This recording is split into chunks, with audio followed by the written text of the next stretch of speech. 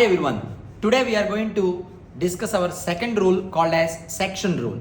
So in the last video I have told about property rule. Today I am going to tell you about section rule.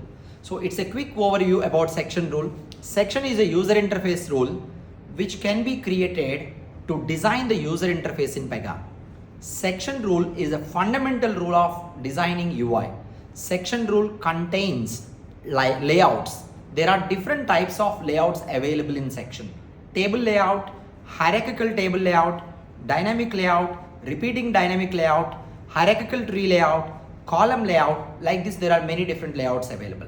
Into the layouts of section, we can include controls. Controls includes like text boxes, radio buttons, check boxes, and we can even have advanced controls like chart controls and timeline controls. Like this, there are different advanced controls also we can use.